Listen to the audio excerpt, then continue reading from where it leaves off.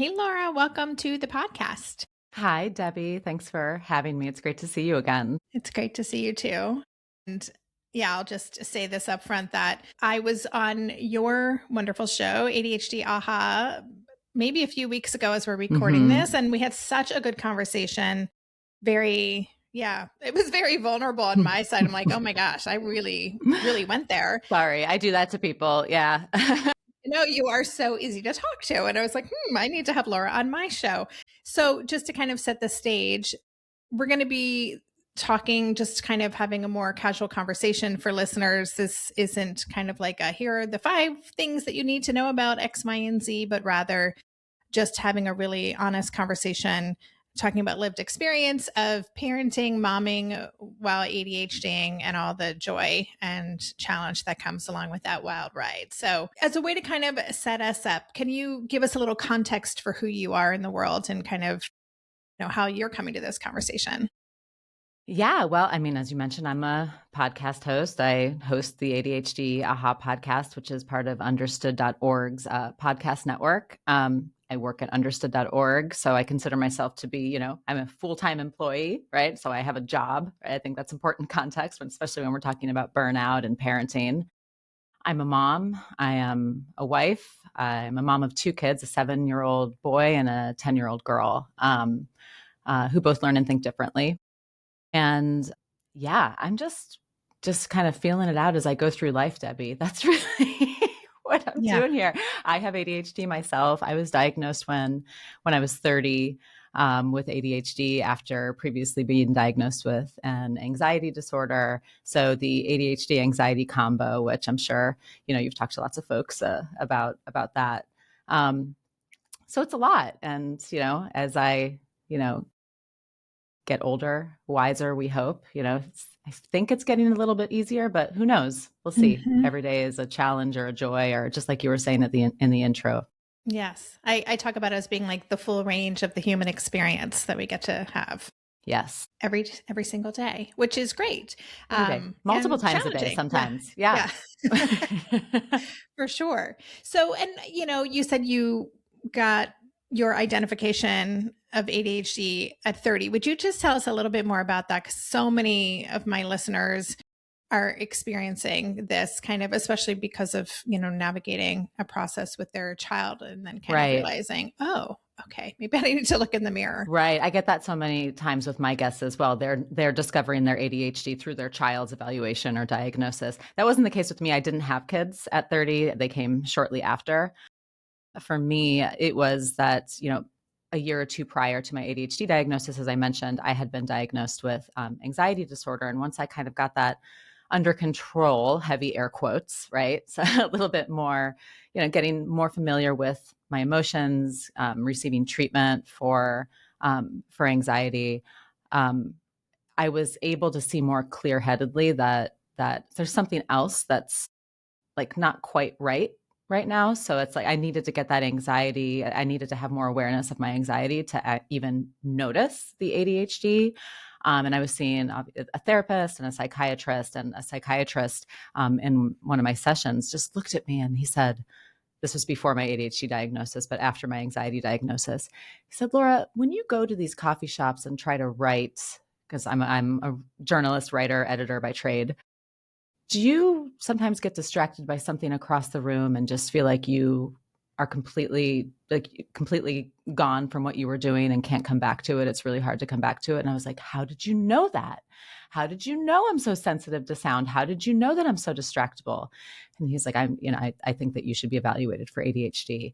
And that started that whole process for me. I got diagnosed not once, but twice, because I kind of was like, oh, is this for real? And then, and kind of eased into my diagnosis and had a lot of aha moments along the way. Did you have kind of a knee-jerk reaction when that was first suggested? Like, how did it land with you? I mean, it's wild, Debbie, because I worked at understood.org, which we serve people with ADHD and learning Yeah. and thinking differences. And I was like, me? Uh? Yeah. I mean, I think, that was more than a decade ago. Even then and still now, there's this misconception about what ADHD is. And even for me, that was true. it kind of culminated into this moment post-diagnosis that I've talked about a lot on other shows and on my own show, which was my big ADHD aha moment. Going back home to my parents' house in Ohio for some reason post-ADHD diagnosis, going through my old journals from when I was 12, 13, 14 years old, and discovering that I had been scribbling the word focus all over these journals and kind of, can I curse on this show? I'll bleep it out. It's fine. Crapping all over myself for my trouble with focus. And it hit me and I started sobbing, like, this has been an issue my whole life. Wow. This is real. This has a real effect on my life. And it's something I need to pay attention to and not brush off. Yeah. Wow. It's fascinating. It's fascinating what our younger selves, and, I don't want to go down this rabbit hole, but I'm so curious because a lot of the work that I'm doing in my own kind of reconciling my little Debbie, if you will, not the snack. I love little Debbie. I know. Yeah. Well, the little Debbie, like, what she knew and what was going on. And, there's so much, there's a lot of conversations happening between the Debbie of today and that little Debbie. And have you kind of found that to be a healing journey, or what's that been like for you? I mean, it has been a healing journey. So much of it is about shame, right? And this is something that it's a consistent topic on the show that I host. We start the conversation talking about ADHD symptoms and evaluations and diagnoses, but where we ultimately often land is on shame. And that's in my own conversations with myself as well. We want to talk about burnout and parenting as a mom with ADHD. When I get really overwhelmed, I sometimes and I learned this through therapy, I just stop and say, okay, what am I overwhelmed about? What is the real thing that's getting to me right now? And more often than not, the question or the assumption that I'm making about myself when I feel those moments of shame is, I'm a bad mom, right? And then you have to be like, then you stop yourself. And you're like, no, I'm not a bad mom. There's no evidence that supports that. I'm having a bad moment, but I'm not a bad mom. And those are the kinds of conversations, whether consciously or unconsciously, I think I'm having a lot with myself these days and probably forever. Well, and I guess the hope is when we become more familiar with that voice or that story, that default mode network or whatever is happening in our brain, that we spend less time buying into it. Like, we see it for what it is more quickly, and we can be like, yeah, I hear you, whatever, not true, next, we can just kind of move along. That's the goal, I think. Yeah. Like, let's speed this up. Yeah. I remember, I've seen multiple therapists throughout my life. And when I went to my latest therapist, I was like, I don't really want to talk about my mom and dad. I've gone there. Let's go somewhere else now. Yeah. Been there, done that. Yes. My mom and dad, who are amazing, but yeah. Yeah. That's funny. So, well, let's talk about motherhood and momming while ADHDing, because I think that it's kind of a unique situation to be, and, I'll just say, not to generalize, but a lot of the time, I'm sure you see this in your work, I definitely do in mine, it is the mom, if there's a two-partner relationship, that is kind of carrying a lot of the executive function tasks and the emotional labor and just kind of holding all the pieces. So I'd love to hear from you, maybe from your personal experience or people you've talked to. What are some of kind of the unique challenges that a mom experiencing ADHD and parenting would be going through? Well, I think you just hit on one of them. And it's true for me as well. Despite having a partner who is so in it with me and is just really shouldering the load alongside me, there's still something extra that us moms often take on, that emotional labor and the constant planning of the family calendar and making sure that the right stuff is in the backpack for the morning. And it all sounds so simple when we talk about it here, but Debbie, I know that it's really overwhelming and it can be a lot to manage, all of the planning that goes into it. So the extra layer of ADHD just makes it so much harder. Now, fortunately, I am at least somewhat aware of this, and I have open conversations with my husband about this, and he knows. So we talk about ways to share that emotional labor, that planning labor, that executive function labor as best as we can. But, it still ends up, it's just, I don't want to say it's in our nature. I want to be mindful of that, but it is something that just happens, right? So that's a big part of me. I'm very aware of it. the challenges that come from being the executive function, the brain center of the family when you struggle with those exact skills. Right? Yeah. So that is the big one, right? Yeah. Something I've been thinking about over this past couple months, we've had kind of a tumultuous, just with, sandwich generation stuff, a lot happening in my household. And I have also felt like I've had to be kind of the or the regulation center of my family, right? To hold all of the energy of, my neurodivergent husband and child. And I'm like, wait, like, am I the best one to be doing this? But we often find ourselves in this role. And I think there's such a, especially again, for a lot of moms and women, there can be this additional, almost like an unspoken expectation that we're just supposed to naturally be good at this stuff or do this automatically. Right.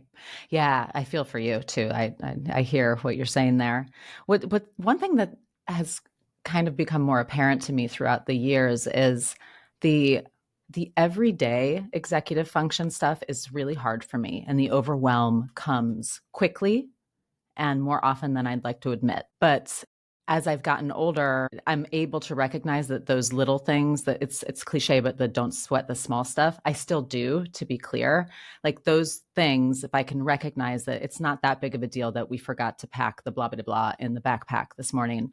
But I've also noticed that where I perform in quotes better is when we are kind of in more of a crisis, right? And I'm able to be really present. There's that, as someone with ADHD, there is kind of a novelty when you're in those moments and you can really hyper focus. And that's where I really thrive. And I have had to tell myself that like that actually matters more when the family is really going through something serious, something that you really need to be present for and be a planning center and an emotional nerve center. If you can be calm in those situations and help with, moving everything along, that's more important than making sure that everything is packed up perfectly for the next day. That's really interesting. I didn't think of that as an ADHD strength. But I literally was having this conversation with my humans 2 nights ago, like, just about how good I am in a crisis. Like I am like nobody's business. Like I'm like, I will call anyone, and I hate calling people on the phone, but I will be like on everything. So that's super interesting. It is interesting. Hadn't connected those. You don't like talking on the phone either? I don't like talking on the phone. It's like my least favorite thing to do. Yes, I will avoid it at all costs, but unless there's an emergency. And then I'll be like, let me talk to that person right now. Yeah. Let me get this sorted. And here's what you're going to do. And here's what you're going to do. All of a sudden, I'm the greatest project manager in the world when there's a crisis. Yeah. But like, I forgot an onion to make the chili for tonight. And I'm like, oh, I'm a terrible human being. Right.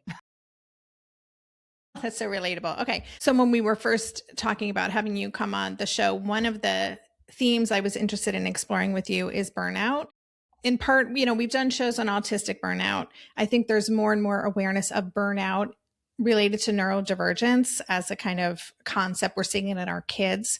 But I also have been reading more about ADHD burnout, and that it is a real thing. And it's something, I don't know if I was, actively in burnout the past couple of months, but I definitely struggled more than I had in a while. And I started to wonder like, oh, is this what ADHD burnout is? Is it, and so I'm just wondering if you could talk about burnout, if you've experienced it before, or how do you kind of describe it or define it?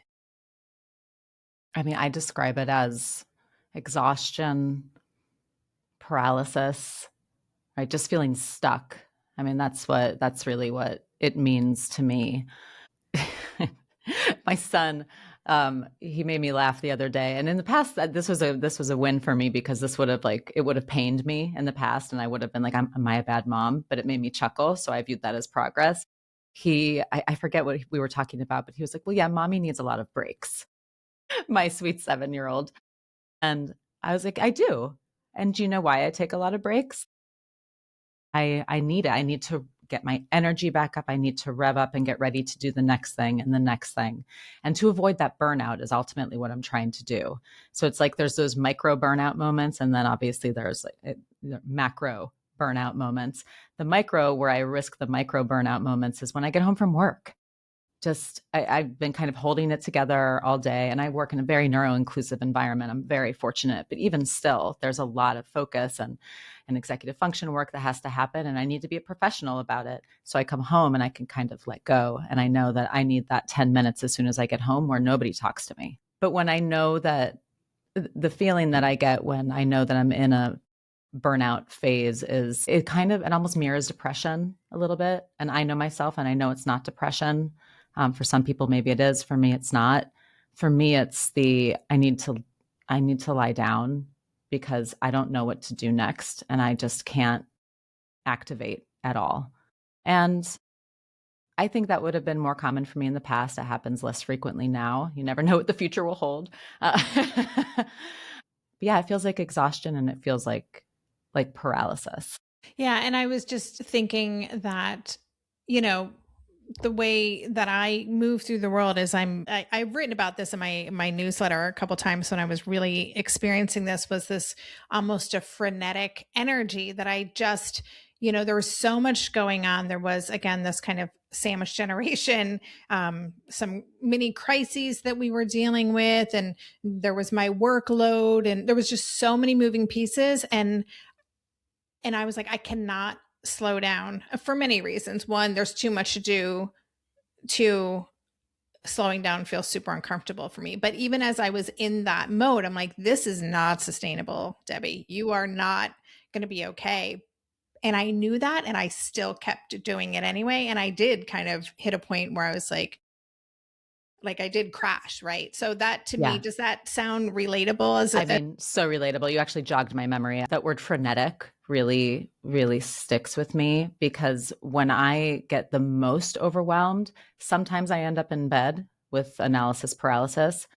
But actually, more often than not, I end up flitting around the house, doing things that make me feel busy and accomplished, but I'm really not doing anything that is helpful. I'm kind of outside of my own body, watching myself kind of move around the house, move, this piece of paper into a bin, and and talking about all the things. And I start to talk really, really fast like this. And like, we got to do this, and we got to do this, and we got to do this. And it's almost like I think sometimes people use the term rage, like raging a little bit, not a little bit, maybe a lot.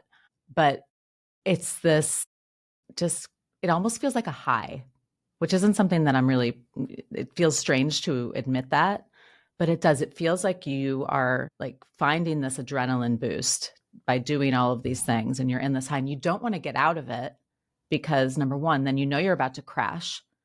And number two, for me, I'm going to feel the shame of all of that frenetic moving and talking and maybe even shouting that I was doing to cope. So you try to stay in it as long as you can so you can avoid the crash and the shame. Right? Yeah. Do you relate to that? Yeah. And it's something my therapist and I've talked a lot about. And she's always encouraging me to slow down. And I'm like, no, like super not interested in that. But thanks for the suggestion. Yeah. Because if I slow down, what would it mean? Right. Yeah. So, before we go to break, just to kind of close the loop on burnout, I'm curious to know when you've been in that kind of a more significant, from a micro burnout, but something more significant. What have you found to be most helpful to kind of move through that and get to the other side? It's such a boring answer, Debbie, but it almost always comes down to sleep for me. I will go to bed as early as I can. I'm fortunate. I have a partner I can give the responsibilities to. I know not everybody has that, but give him the reins and say, I need 12 hours tonight. I need to completely recharge and not do anything else tonight. And that doesn't fix it 100%. I mean, if we're talking about a macro burnout moment, but it's that. And then you try to get a workout in the next day. And then you try to make a really delicious meal, just little things to like, almost like very, I'm kind of like a sensual person. I like touch. I like things that are comforting. Right. And I mean, sensual in like the comforts kind of way, not in the other kind of way necessarily. For this show, but really getting in touch with those comforts, right? Like you have a heated blanket, right? Like holding on to that and making sure that take things a little bit more slowly, even if it's uncomfortable. Yeah. Yeah. Yeah. That's great. Okay. And it's good to hear also that you can sleep because, ADHD and sleep don't always go hand in hand as being like the best of friends. I'm not ashamed to take a melatonin, let me Yeah. tell you, or Yeah. two. Same. Yeah. Okay, great. So I would love to talk with you about this idea of ADHD as a superpower. It's something in my community we've talked a lot about, just neurodivergence in general. And that's a really complicated concept, especially as parents are talking with their kids about their neurodivergence or ADHD. I think we want our kids to see it as a strength or as a superpower. A lot of people don't feel that it is a superpower. So I'd love to know your thoughts on that. Let's start there. Sure. I think context matters when you're using the superpower narrative. I'll speak for myself to start. I don't like it for myself, and here's why. It doesn't mean I don't like it in general. I think it can be really helpful for some people and for some kids, depending on how you use it. I don't like it for myself because I've got enough guilt and shame in my life, and telling myself that this thing is a superpower makes me feel even worse about myself. Well, if I've got the Mm-hmm. superpower, why can't I do X, or why can't I do Y, or why can't I do Z? Why am I struggling so much? I think it just makes it feel like unnecessarily like saccharine when we call it a superpower. That's just my own POV. I can't, I have a hard time with that. Now, there are moments when I do feel like a superhero with my ADHD. I talked about one earlier, in a crisis moment, right? When I can hyper focus and just get things done. Hyper focus is often cited as an ADHD superpower. And I don't disagree with that. I think if leveraged, it's an amazing strength that people with ADHD can have. But again, I think it's just something to be mindful of. Like I don't use that term, or I haven't yet. Maybe I will one day with my kids. I just I just like to speak in more practical terms, more realistic terms with them. Mm-hmm. But Yeah. I'm not ruling it out. I can imagine myself at some point using it, Yeah. right? Yeah. Sure. Sure. Yeah. I don't think it's a term that we've used with our kiddo either.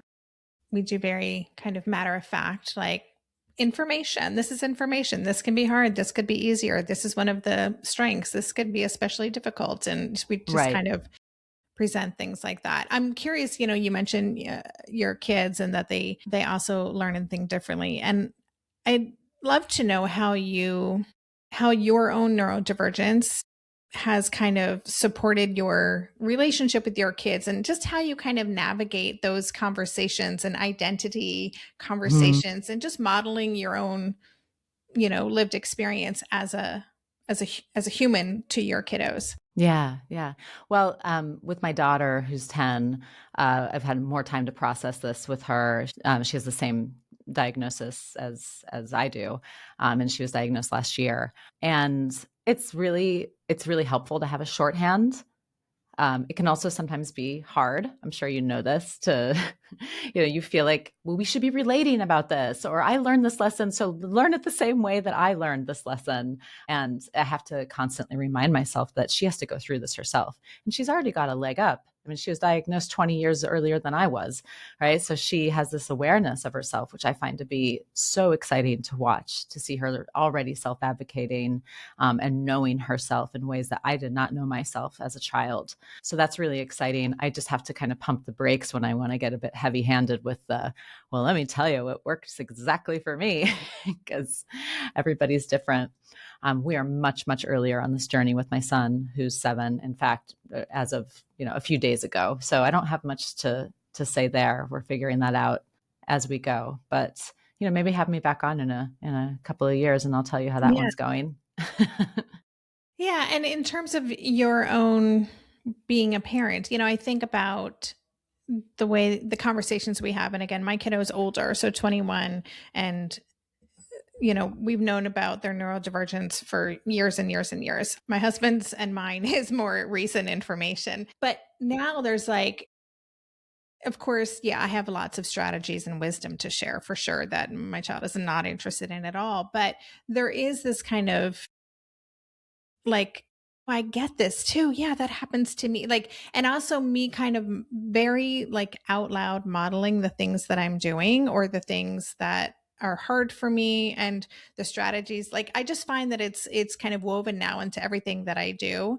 And and I feel like it's helped us relate to each other on a different level. Even if, all of my suggestions are completely dismissed, it's still connected us. And I'm just wondering Yeah. if it's helped you in that way.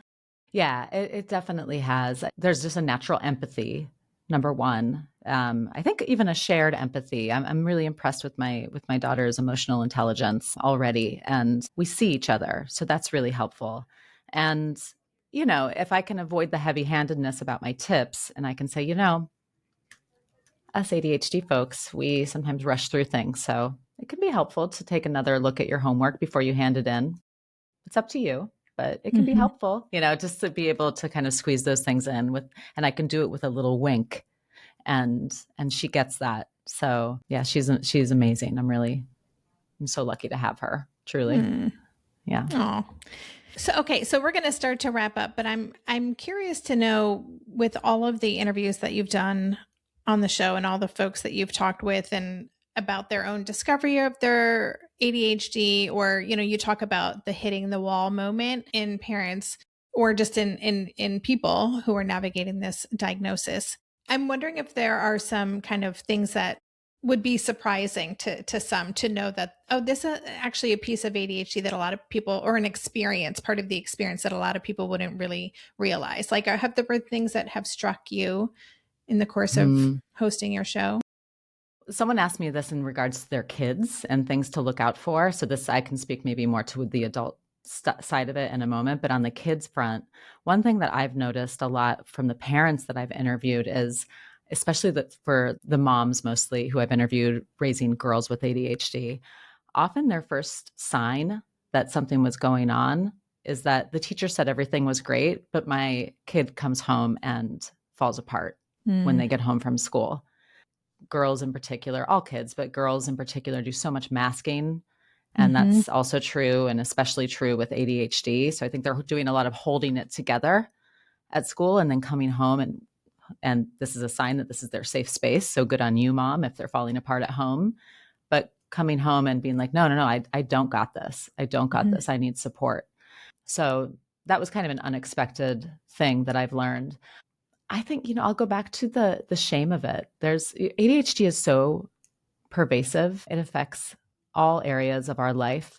And it's not something that goes away. It might morph, it might evolve, but it doesn't go away. And I've just been consistently, amazed at the levels of guilt and shame that people with ADHD experience, because we feel like these are things that we're supposed to be good at, the executive function skills, especially women, right? We feel like these are things that I'm supposed to be in charge of, the things that I'm supposed to be managing for my household. And why can't I, quote, get it together? So to have that as a constant reframe, which bears out in the research that we've done. So we recently did a study with Torrens University, Australia, asking questions to listeners of ADHD Aha and Misunderstood, which is another ADHD podcast. And we were asking them questions about their, why do you listen to podcasts? What do you gain from podcasts? But we also asked them about, what are some of the biggest challenges that you face? And it was shame. Shame, not hyperactivity, not impulsivity, not trouble with focus, but shame. And I think that that's really telling. They also said that listening to shows, here's my little plug. They also said that listening to shows like ADHD Aha helps them reduce their feelings of shame and feel more community. So if you are, experiencing signs of ADHD or have been diagnosed, come check it out. But yeah, the shame, it always strikes me. And it's when I'm interviewing people with ADHD, I notice people have such an empathy for other people and they give so much grace to other folks, but not to themselves. And I often play that role. I'm not a therapist. I just play one on TV, but I often play that role of saying, did you hear what you just said about yourself? Let's compare that to all the grace that you're giving everyone else in your life. Yeah. A little mushy. Yes. Sorry, Debbie, but it's true. No, it's so true. In my community this month, our theme that we're exploring is self-compassion, and it is striking a chord with so many folks because we are so hard on ourselves and we rarely give ourselves the grace that we give other people. So no, I love that. And it leads me to asking just one more follow-up question before we wrap up. So, you've talked about shame, and I'm just wondering, is there been kind of a big, the biggest growth area for you, if you'd be willing to share it? I think about, for me, my journey, and we talked about this when I guested on your show, was about really becoming more comfortable with who I am and knowing that I'm enough, right? I talked about my imposter syndrome, about having, about, it was like very meta, my imposter syndrome. Debbie was But so great on the show, everybody. You have to check out her episode. it was a fun conversation. But yeah, so that's my work. Like, I know that that's my work, and that's, it always comes back to that. And I'm just wondering if for you, has there been some related to shame, this kind of like this opening, or kind of some, yeah, just I don't know. I'm kind of, I'm using my hands. If you're not No, watching I get this, it. I'm like, my thing. I got you, Debbie. Okay. The thing that has been kind of cathartic for me, something that has been really important for me to continuously remind myself is, and this is going to require some explanation, so it doesn't sound like the wrong thing, but is to lower my expectations. Mm-hmm. Right? We need to have high expectations for neurodivergent people in general in society, so that they get the supports that they deserve and need, that we deserve and we need. But I think in our individual lives, we have these high, lofty expectations of ourselves and what it's all going to look like. And that creates so much pain. You know, I kind of a funny example I gave in a recent interview was, I remember putting on my baby shower list that I wanted a baby food maker. And then I got the baby food maker, and I just regifted it. No, I'm sorry to whoever gave that to me. You got me what I asked for. But like, I'm not gonna make baby. Who am I kidding? I'm not gonna sit around making my own baby food. If you do, you are amazing. Good job. But I'm not gonna do this. Mm-hmm. So let's just be okay with the fact that I'm gonna buy the store-bought food. You know, this is a really low stakes example, but I think you get what I'm saying here. Yeah. Because if you set these unrealistic expectations for yourself, you're just constantly going to be disappointed and unhappy. Mm-hmm. Yeah. Yeah. It's kind of like a perpetual chasing after something that isn't attainable. Yeah. But we feel like when we get it, it'll somehow make us whole. Right. But yeah. And it never does. No, we just need the next thing. So it is very freeing. You know, just to touch upon your example, I wrote about this in Differently Wired, that I really was pushing myself so hard and felt like such a failure because I wasn't making my own baby food, because I lived in Seattle. Like everyone was making like at their home. And I'm like, oh my God, I'm such a failure. No. So totally relatable. Okay. We're going to wrap this up. This has been such a fun conversation. I appreciate you. We kind of went all over the place, and thank you for letting me kind of probe here and there. So I will just say that, yes, I will have links in the show notes page to ADHD Aha, and I'll put all, there's a bunch of great podcasts that Understood hosts, and I'll put links to all of them because they're all really good listens. Misunderstood, like they're just really, they're short, they're powerful. So I'll have links in the show notes page to that. Where else can people connect, or would you like to direct people? Understood.org. If you are, looking for information about learning and thinking differences, you can obviously check out all of our podcasts, as you just mentioned. Debbie, check us out on Instagram, on Facebook. You can find us all over. But, I'm really proud to work at Understood. I've been here since before we even launched. So I've been here from the very beginning. And, we're here to support. We're here to help. So check it out. Check us out. Awesome. And I'll just, another plug for Understood. When I'm in my 10 years now of launching Tilt, and congrats. Thank you. And it was spring of 2016. And a few months later, I don't remember who reached out to me initially, but someone connected me with David Flink, who I was under the Understood umbrella at the time. And then I met Amanda Morin. And then so I've been collaborating with and connecting with the Understood family for almost a decade. And it's such a fantastic resource. And you offer so much, not just for parents with neurodivergent kids or kids who learn and think differently, but for adults as well. So it's awesome. Well, we love you. You're part of the family, Debbie. Aw, thanks, Laura. Thank you so much. This was so fun. I really appreciate it. My pleasure. Thank you so much.